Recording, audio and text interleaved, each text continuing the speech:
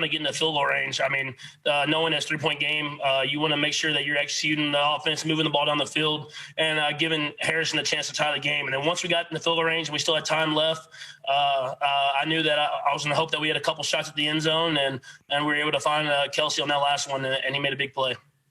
Go next to Sam McDowell. Go ahead, Sam.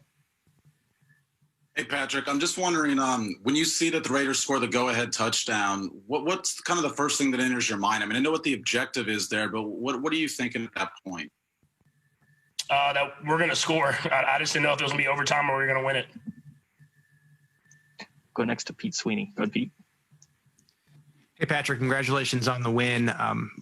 Beginning of last year, we had kind of joked about like McCole and not running and you being out of structure. And it sort of seems like since that moment, the entire team has adapted to you and the different things that you can do that are out of structure. Just how has that happened over the course of time, and how does it help you guys in moments like this, especially when Kelsey's adjusting to sort of where he thinks you're going with the football?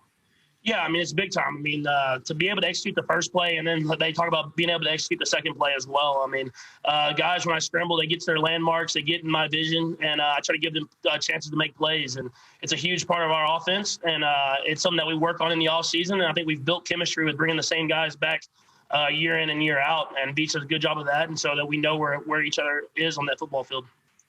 Go next to Herbie Teope. Go ahead, Herbie. Hey, Patrick, Travis tells us his play was called slot machine right, and as a guy who's mastered the underhand throw, how would you evaluate Kelsey's execution of that play? I thought he did a good job. I mean, he was able to sell it, get the underhand throw and that inside shoulder and give Pringle a chance. We actually had a design to be a little tighter, and so I think if we'd have been able to get it a little tighter, we'd have got that touchdown. But it was sweet. I was even open a little bit in the flats if he wanted to sling it out there as well. Go next to Vahe Gregorian. Go ahead, Vahe. Hey, Patrick, I'm sorry if you answered this. I had something else in my ear, but I wonder if you could just try to describe your relationship with with Travis, the way that you guys seem to just have an intuitive knowledge of each other in these key moments. I know you've described it many times, but it seems like there's something really special there. Yeah, I think he has a great understanding of not only zone and man coverages and how to get himself open, but how to be on the quarterback's timing. And I think that comes from him playing the quarterback position and him having the years and the experience. And I think you're starting to see that with guys like Tyreek as well. And so if we can just keep evolving and keep getting better and better year in and year out and game by game, we'll be a hard offense to stop. Go next to Aaron Ladd. Go ahead, Aaron. Hey, Clyde told us he felt a little more tension in the stadium this week. Be honest. I mean, you had to get this one. You wanted to beat your rival. Was there a little extra juice this week? Yeah, I mean, there was no doubt we wanted to win, and I think the guys came to play. And, I mean, like I said, that's a great football team. That team's beat a lot of good football teams, including ourselves. And we needed everything we had to win this football game. And we have a great football team coming up this next week, so we're excited for the challenge this next week and moving on to that one. Got time for a couple more. We'll go Darren and then Nate. Go ahead, Darren.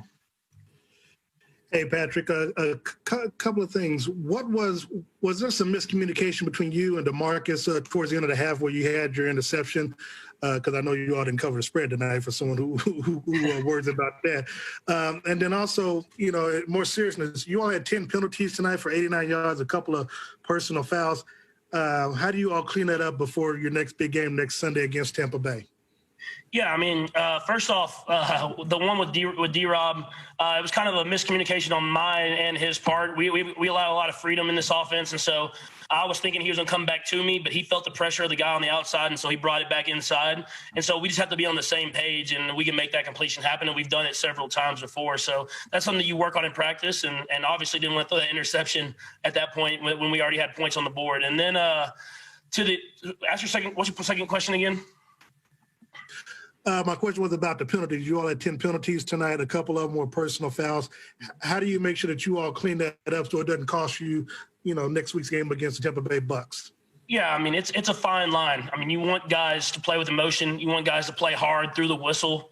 but at the same time, you can't be getting those penalties in crucial situations. And so I think Coach Reed does a good job of letting guys' personality show, and I think we hold each other accountable. And when guys get unsportsmanlike penalties and whatever that is, they hold themselves accountable, and they know they don't want to hurt the team. And so it's something that I'm gonna let guys be who they are, and they'll hold each other accountable, and we'll hold each other accountable.